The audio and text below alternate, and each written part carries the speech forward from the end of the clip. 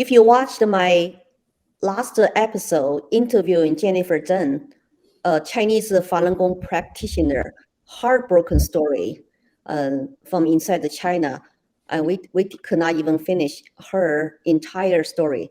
So I'm gonna have her back in this episode to continue her journey, and we're gonna get to how she escaped China to go to Australia and come back to US.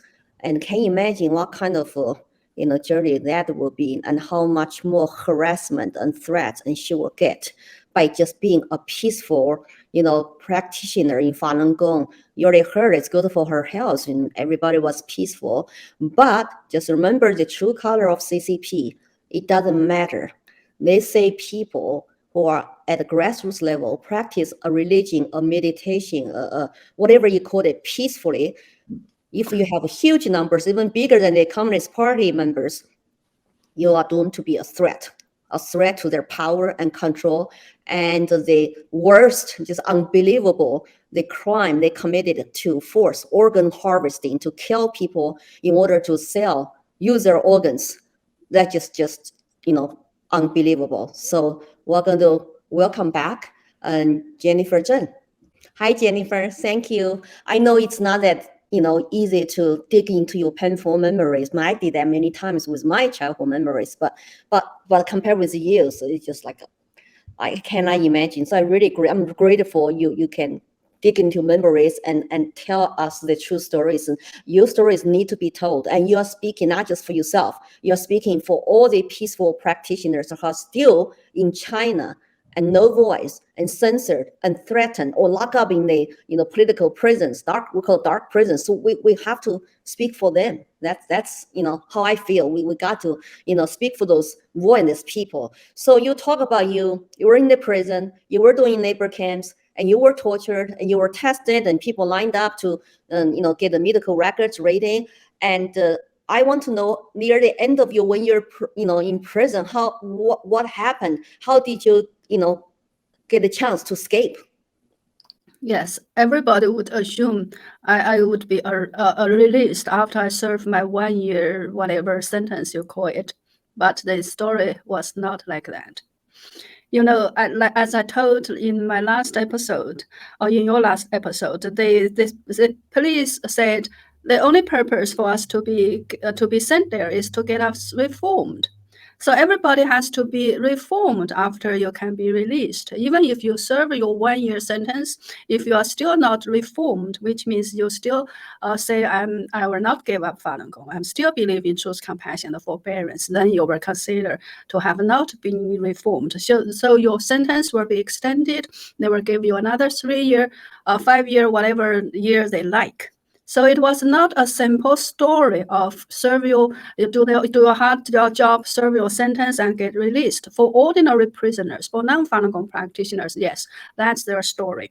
They finish their work. Everybody has a quota. You finish your quota, and if you can go do more work than others, you get some merits. They have a merit system, so if you can be on the top, you could even get released ahead of time. That's how they encourage everybody to work harder, to earn more money for the CCP. Of course, the prisoners got nothing. But for Falun Gong practitioners, it's a totally different story. So whether you got released or not, it depends on whether you are reformed. And if you are not reformed, endless torture and endless sleep deprivation. And that was the most terrifying thing I see in the labor camp. From I think October 2000, they started to not allow Falun Gong practitioners to sleep for no matter how long you can hold up. So the longest period when I was in the camp was 13 days, 13 nights, no sleep. Wow. And all. So I witnessed the moment of a young lady in her 20s was driven into insanity because of the sleep deprivation and what do you have to do during the night then? They have people watch you to make sure you don't fall asleep. So make you work or make you to do what? Make you stand. You stand against the wall. You cannot even sit down. No, you stand there and they have people surrender you and curse you, torture you, beaten you up, whatever method you can get you. They're trying to make you, just trying to make you to say, I gave up, or I changed my thoughts, I will no longer practice. You demonize you practice, demonize Falun Gong, No, then you're okay. So it's like trying to break you down then. yes, so I saw the moment of a young lady, like I said, I witnessed that very moment when she was driven into insanity. 1 minute, she was tortured for 4 nights, 3 days, 4 days, 5 nights, or 5 nights, 4 days, I forgot which one. But it was in the middle of the night, and 1 minute ago, she was saying to those who tortured her, she said, I practice Falun Gong because I want to be a good person. And you want me to transform, to reform into a bad person. No way, I would rather die. But, because she was not given any sleep for 5 days, 4 nights. And then suddenly I saw a stupid look flash into her eyes. And then she suddenly laughed like mad. And then she said, give me a piece of paper, give me a pen. I'll write whatever you ask me to write. He suddenly laughed, so terrible laugh. And I knew from that moment on, she wasn't herself anymore. She was driven into insanity. And from that moment on, whenever you mention Falun Gong, she would very eagerly tell you why Falun Gong is so evil, why Falun Gong is evil, is an evil cult. He wasn't herself anymore. She was insane. Or they force her to really yes, like the soul reform, just like a cultural revolution, soul reforms, and near the end, they succeeded. The state succeeded. Yeah, so in her case, she lost her sanity. That's what I saw. Become crazy, yeah. So for the reforms, then it was not as easy as you just promised. You were not practice Falun Gong anymore. You have to go to like 5 or 3 different steps to prove that you are reformed. One step 1 is, of course, write up a guarantee to say I will not practice Falun Gong anymore. Step 2 is you need to surrender all your Falun Gong books, materials, exercise music at your home. Number 3, you need to write long essays to attack Falun Gong, to say why Falun Gong is evil, what kind of damage Falun Gong has done to you, and why you decided finally to give it up, and why everybody else should not practice it. Well, sounds like what they forced the black class family to do during the Mao's Cultural Revolution. And then next step, you need to read out loud your article in front of all the prisoners and the police in the camp, thousands of them, and got the process recorded. They tape it to make sure you got it taped. You said yourself, Falun Gong is an evil cult. Even if you want to go back to Falun Gong, you've already said in public you will give up. You attack Falun Gong, so you don't have the face, to go back. And finally, you need to help the police to torture other unreformed Falun Gong practitioners to prove that you are transformed. Did you have those moments of you so there were so many.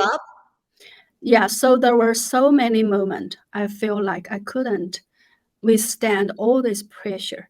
And after, I remember very clearly, that was a half a year of my time in the labor camp in October 2000. After witnessing so many inhumane torture, I suddenly developed a very strong impulse to write a book to document all what's happening toward myself and with others who around me.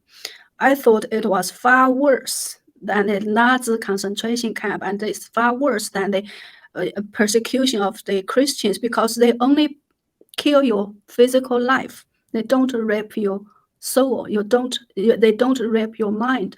But now what they are doing, like I said, you have to go to so many steps to prove that you've been reformed.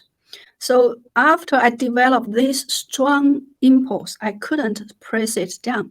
It came back again and again to my mind. But of course, I was immediately faced with the dilemma. If I don't reform, I would never, ever be released. If I want to write the book, I need to have freedom first, right? But if I want to be reformed, I have to go through all the process. So every day I struggle within my mind. The struggle itself was so much worse than all the physical torture I got from the labor camp. And the struggle itself almost killed me for 1,000 times. And somehow I forced myself, I tried to convince myself it is more important for me to get out, to write this book. So that's the decision I made. And so I wrote first a statement to say I would give up. That was, I remember very clearly, that was in October, the 10th of October 2000.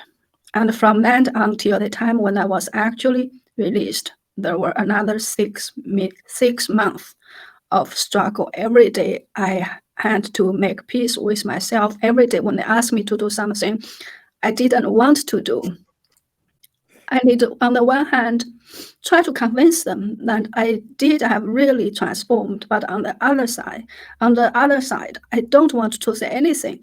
They want me to say or to do, but I need to convince them that I have transformed. So you could imagine how hard that was. And I didn't there, they have people watch over you 24 hours. Even if we go to toilet, go to the bathroom, you go in a team. You are not allowed to go by yourself. So, and they watch even my facial expression. I even couldn't show sympathy when I saw other Falungong practitioners got beaten up, like you want to cry now, I need to hold back my tears. So I think it was a sheer miracle that I wasn't driven into insanity like that other lady I saw.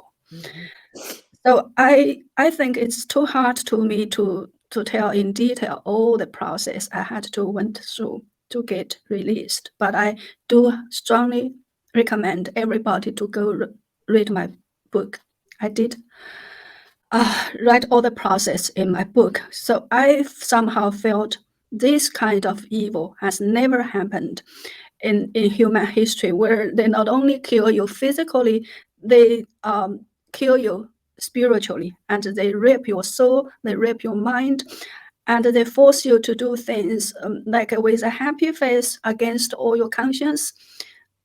So I think never as any regime did such, torture people to such extent, not only physically, they squeeze your soul. They didn't allow you have any soul and human dignity. They turned people from a human into a non-human.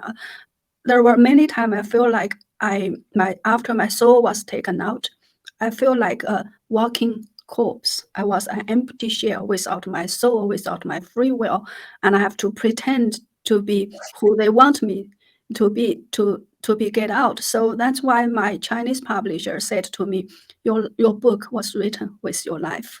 Because after she read all the process, she was greatly shocked. I can still say that nobody else in history had to experience this kind of evil to this kind of degree.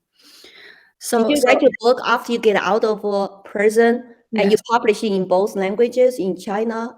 Yes. How did you get it published if it's not legal? Oh, no, I didn't get it published in China. I decided to write such a book. Then I had to go through all those unimaginably difficult torture and struggle within my heart, and I have to do whatever they want me to do to prove that I was reformed. That was a huge disgrace to myself, to my belief. I had to pretend, I think, to betray my own belief in truth, compassion, and forbearance. So I don't know how to reconcile all this. Anyway, the strong determination to survive and to write this book helped me, I think, to hold my nerves together, and I didn't break totally down, but I was on this verge many times. So after I served my sentence, they figured I've been obedient enough for them to feel that I've been transformed. So I was released, but I wasn't actually really released to my home. The local police station, they drove a police van to the labor camp. They drove me directly from the labor camp to the police station and said to me, now you need to go to, because the labor camps, although they arrested 1,000 of them because there were so many Falun Gong practitioners. So all the prisoners, labor camps were not enough to arrest everybody. So they hold these so-called brainwashing centers in schools, in hospitals, in whatever hotels, to hold more Falun Gong practitioners who couldn't be fit in the labor camp. And they asked me to go to those places to help them, to transform those, to use me as an example of being transformed. So I felt I'd rather die than being such a disgraceful reform for them, to show others, say, if she can transform, why couldn't you? So although I wanted, after being separated from my family for a whole year, I wanted to be together with my daughter. My daughter was only 80 years old then. I had to escape only 5 days after my release. I wandering around in the country. I also heard that as soon as I was released, somebody said to the police, "You made a mistake. This woman," they referred to me, "wasn't really being reformed. She still thinks Falun Gong is good. We need to get her back." So I tried to hide in China, wandering around in the country. And When you say escape, you left Beijing, you go to the country. Yeah, I went to Xinjiang, I went to Sichuan, I went to Shanxi. I wandering around in the country, trying to avoid being caught again. And at the same time, of course, because as soon as I made the decision to write a book, I know I must leave China to get the book published. There is no possibility whatsoever for me to publish the book. Yeah. In China. So while I was wandering in the country, I already started secretly writing my book. I use a laptop computer, but every day, because I know the police was after me, I had to erase all the record from a hard drive I used to, these days, floppy disk, those 3-inch size. I copied them in those 2 floppy disks. I hide them somewhere. And also I sent through email to a fellow Falun Gong practitioner in New Zealand. I asked her, if you lost contact with me for more than 10 days, you just publish whatever, how much ever I've already written. So it was lucky enough that because of my good education, I speak reasonably good English, and I met an Australian couple who went to China to teach English. And I told them my story and how desperately I need to escape China, to get this book done, and to seek refugee. I also actually met an American professor from Arizona University. She got an exchange program in China. I also told her my story. So both this professor and that Australian couple tried to help me, and both of them sent me invitations to, but the Australian invitation arrived 1 day before the American invitation. So I was so in such a hurry. I didn't wait for 1 day. So as soon as I got an Australian invitation, I applied for Australian visa from the Australian government, and because they invite me and got all the paperwork ready, so I was able to go to Australia with a very 3 months business visit sort of visa. So I left. I escaped by myself because I didn't know whether I would be stopped at the custom or not. I have no idea, so I didn't dare to take my daughter with me. Also, I didn't know what will happen. Can I got my refugee status in Australia? So I escaped on my own. So it was lucky I wasn't stopped.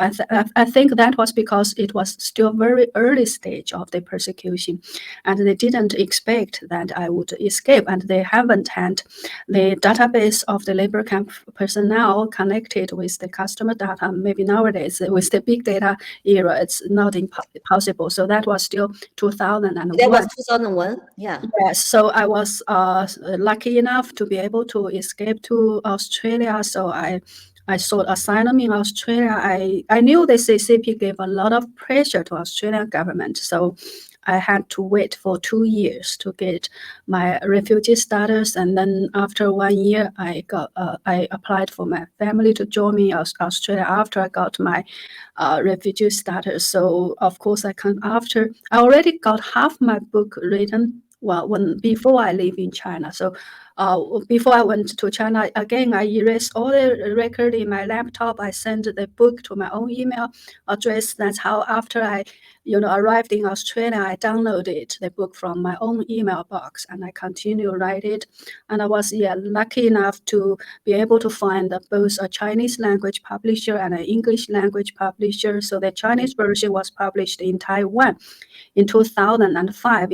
Australian English version was published in 2005, and then it got published in America too in 2006. So that was, I think, I was much luckier. I think that a lot of, like you said, my fellow Falungong practitioners, a lot of them are still in prison in China, and the persecution has lasted for over 20 years, 23 years, 24 years this year.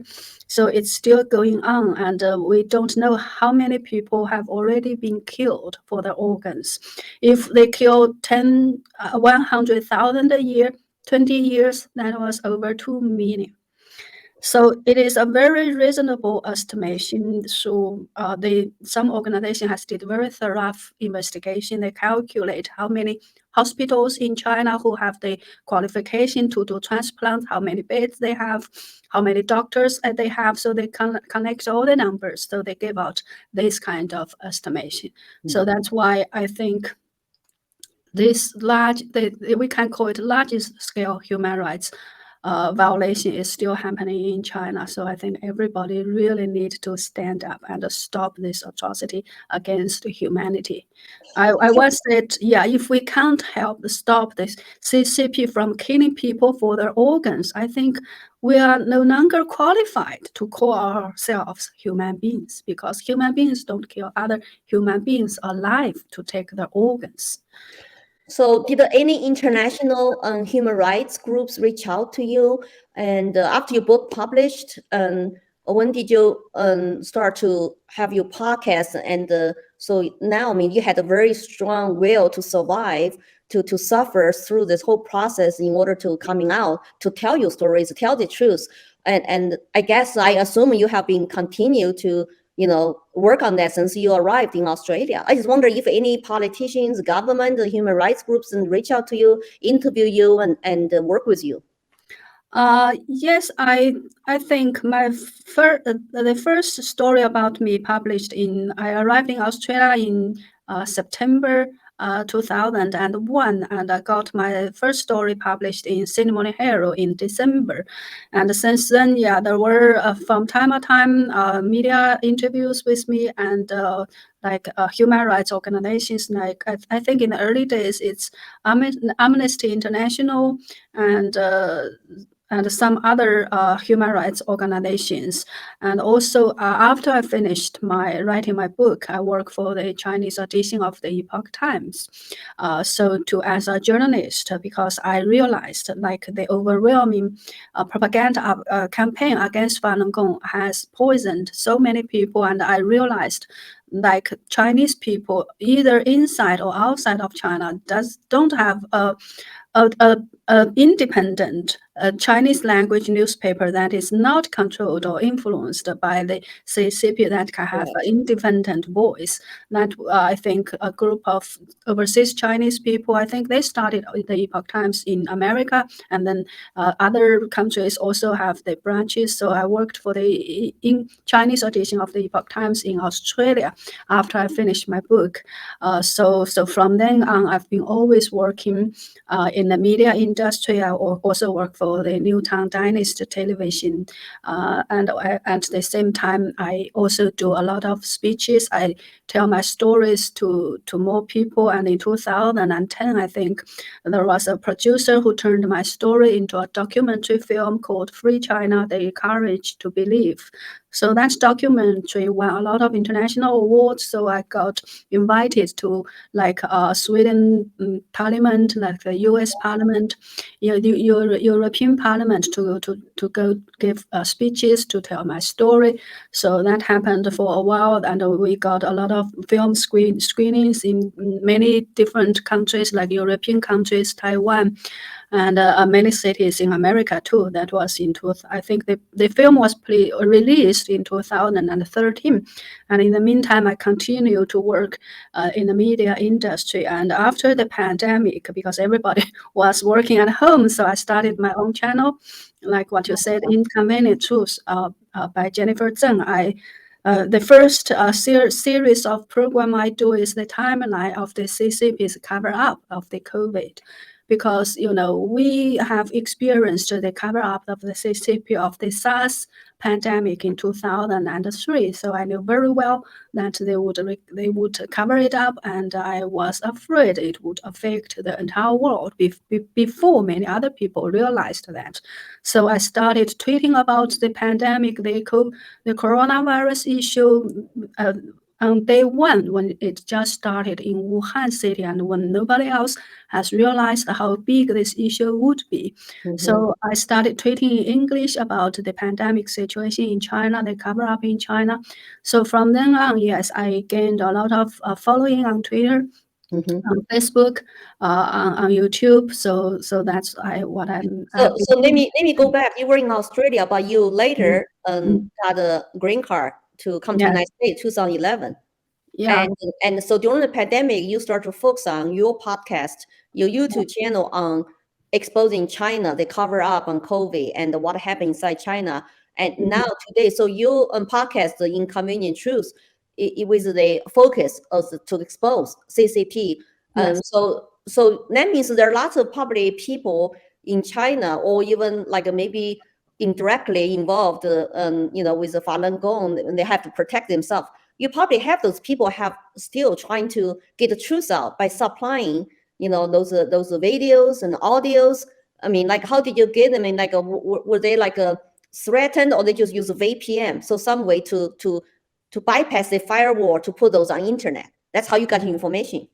Yes, I think of some overseas Falun Gong practitioners. I think actually before the crackdown happened, they already set up a Falun Gong website called Minghui.org in America. And since the persecution happened, this website became a very important platform for Falun Gong practitioners inside China to submit the information of the persecution to this website, and the editors of the website publish it, and then it got translated into maybe dozens of different languages, including English. So that's how basically the information got out. I think another very important and big contribution Falun Gong practitioners made was they developed a software where if you download a very small software, you can send it through email. It's only a 100K or something, and if you with that software, you can bypass the Great Firewall of the CCP without using a VPN. And I think VPN is just developed this recent years, but before VPN days, if you have that software, you can bypass the Great Firewall.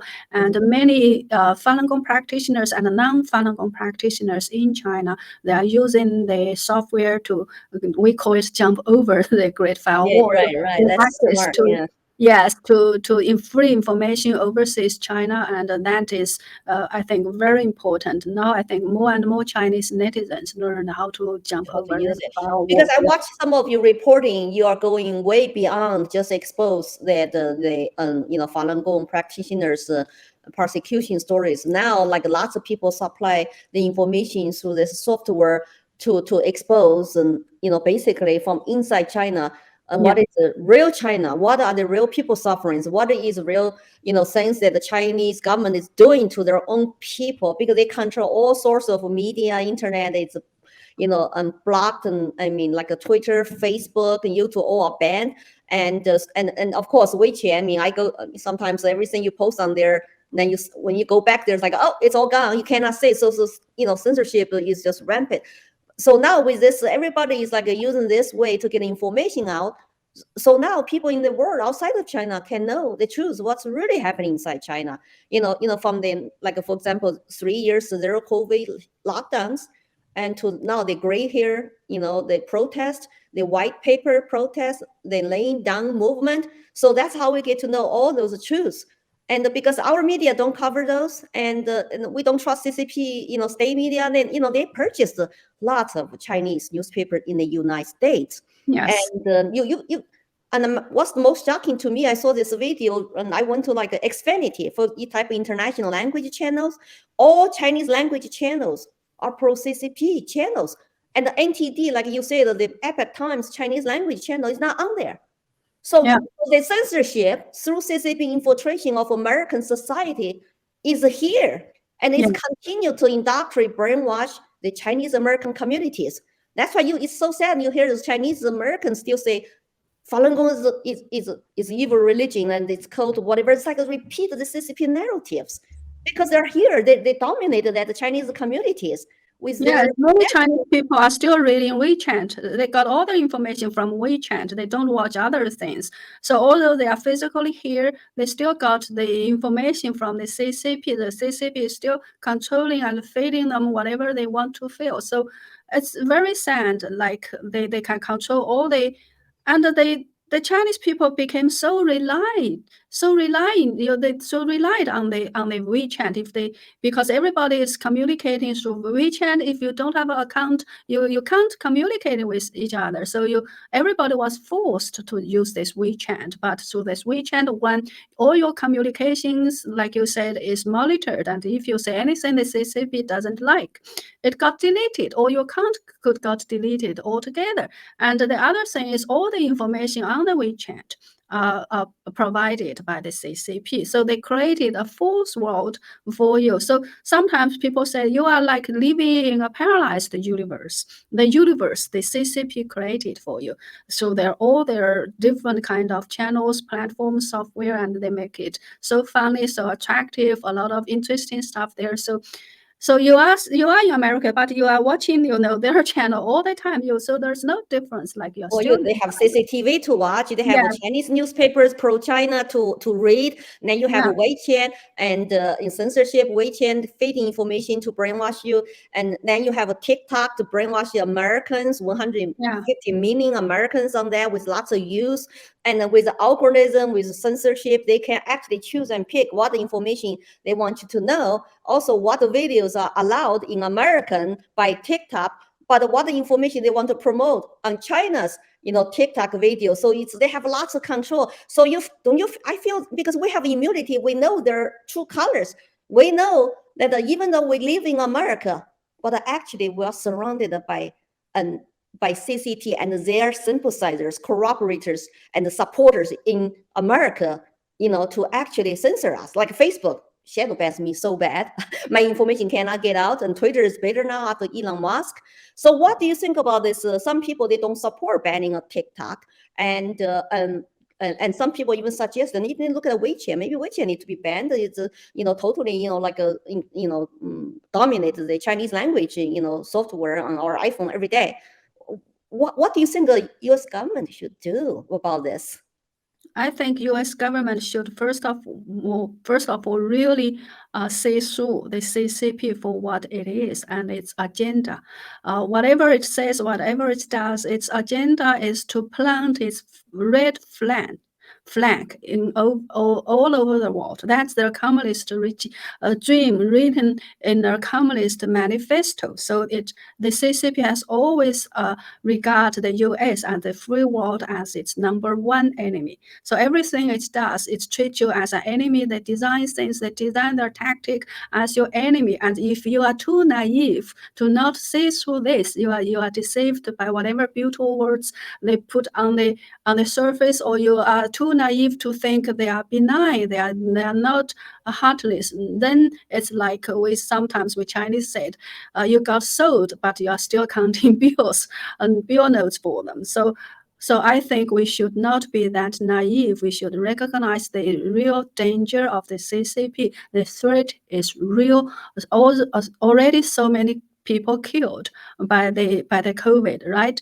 And the military threat is so real, and World War III could break out at any time. So all those problems, this root is the CCP. If we cannot recognize this, if we cannot make our own strategies from a clear understanding that the CCP is not our friend, it's not our competitor, it's a very evil force with an ultimate I think, goal in its mind to realize communism, to destroy humanity. If we can't have this in our mind when we read any China-related strategy or policy, we will be too naive, and we will be, I think, doing very bad service to ourselves, to our country, and to our children. Well, that some people, they were arguing, just like they had a romance for many years. If China entered WTO, they would become a democratic country like us. That did not happen. China is going backwards. And, but then COVID happened. And now that China has opened up, and then some business people started going to China again, and the trust they're going to continue opened up and welcome foreign investment, or they want to sell their products in the US.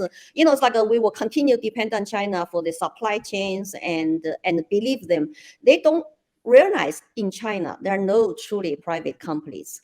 And the national security law will make anybody to turn over any data, your consumers, your business, and your apps or whatever. But also the ambition of CCP is to become #1 dominant power in the world by 2049. It's called the China Dream. And Xi Jinping's China Dream is on the way to succeed. Can you imagine China will be #1 power taking over the United States, but they have a communist party, one-party dictatorship? Don't you think the world would be such dark, evil place if they take over? Why are people not realize how dangerous they are? They lure you into your door, and then they compete against you. They get a capitalist to sell them lots of ropes. Later, it's going to use to hang us to death. It's like, how come they don't realize that? You think it's just because they really just control propaganda, press, and they use a front department of, United Front to basically infiltrate into all Western countries. I've been calling for complete decouple from China, complete independence from China.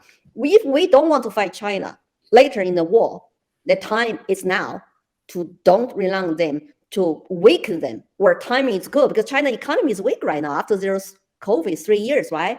And he changed his tactic, but they're very, very shrewd and very, very savvy. But our people, our politicians, either they're sympathizers, they're supporters making money from China, or their family members are, or they're truly just naive. Oh, we got to continue to engage, have a free trade and all that. It's so worrisome. I'm just thinking about what could happen, in next a few years, even about Taiwan, about all the other issues that we're talking about. Do we really want to go to war with China, or let them have this nuclear, weapons capabilities to form bigger alliances with Russia, with all the other countries who use the Chinese yuan now to be the currency for those countries? Like I guess Chinese immigrants like you and me have to constantly to educate people about these threats. Yes, I think my argument is very simple. If they can treat me as once a party member and an elite Chinese, if they can treat me like this, how do you expect that they can treat you any better? For what reason? Sometimes it's amazed me that when we open a credit card in bank, the bank will check our credit history, right? If we default on our credit, if we didn't pay our money before, we weren't given any more credit card. So if we do business with China, why don't we check their credit history? If we check it, we found they've been killing people all the time. They've been robbing, they've been stealing our technology. They are every bad name you can call them. So why do we still trust them? Why do we still issue them new credit card if they've default on all their old ones? They kill their debtors. So why do we creditors? So why do we still issue them new credit cards? So that's such a simple reason why people just don't come to their mind to realize such a simple. They want to sell to 1.4 billion Chinese. So the cell phones, the laptops, and the electrical vehicles, whatever you limit, they only look at the market. They don't understand actually the China market. They don't understand it's totally controlled, dominated by Chinese one-party dictatorship. And they will put on big show, just like Olympics, to show how wonderful we are, how happy people are. But you're only restricted to go to certain areas. Even the billionaires in the US, was complaining online could not withdraw money because he had to prove, for past 20 years, you made the money legally in China. 20 years record to prove that? So I don't understand that our big corporations still continue to have this relationship with China, even want to form alliances with them and have joint ventures with them, come to our country. I'm good to say they're trying to ban them from buying farmland and near our military bases and ban Huawei and some access, but still, like I really hope that of course, some people say, hey, they're private companies, they can do whatever they want. But at the same time, when we're talking about spy balloon in the air, people all freaking out. Do they understand? There's like a TikTok. It's like 150 million tiny little spy balloons on your phone.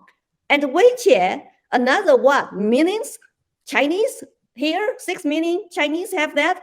And then you have this China-owned businesses are here, then start to form more alliances. And how many our government officials are in their pocket and get the campaign donations, dark money from them.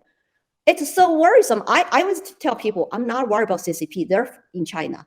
But what I worry about is their supporters, sympathizers, and the people who benefit from China market. They are here. We have enemies within. They are my threats. They're my threats to our American dream, our liberty, our actually democratic system, constitutional republic. And you see the U.S. government, the more and more of them now, agencies are weaponized against, they put other oppositions. And we're so divided as a United States of America. And who are behind all this division? Identity politics, who benefits with all that climate change, all that other racial justice and even transgender movement, who are behind all those? I feel like there's this dark force, do not show real color, pushing all this. And who are those people in the US pushing it, in the world push it? Don't you think that American citizens should really to get a wake up call right now? It's terrifying. Don't you feel terrifying? Yes, I do. That's why I keep doing all sorts of shows just to try to tell American people and the people in other countries how terrible the situation is and how evil the CCP is. If we don't wake up, like what the communist says, the capitalists will produce ropes for us to hang them. So remember that sentence. Yes, that's well, I really appreciate the wonderful work you do, and you are a woman of strength. And you survived the horrors. And I cannot imagine what you went through. I really admire you, respect your courage. I'm hoping that more and more people will check into your podcast and read your book. And we'll put all those information under your interview videos for people to follow you on Twitter, on Facebook, and donate to your channel. So if they want to support your great work. But that's what my show is about.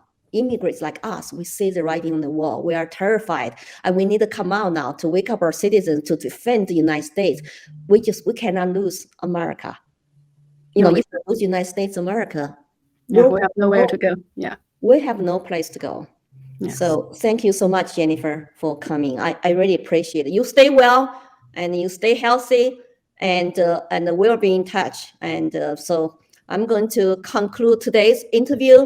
If you like our Immigrant Speak videos, please follow us, like us, subscribe right now, and support our work by going to locals.com to become a supporter.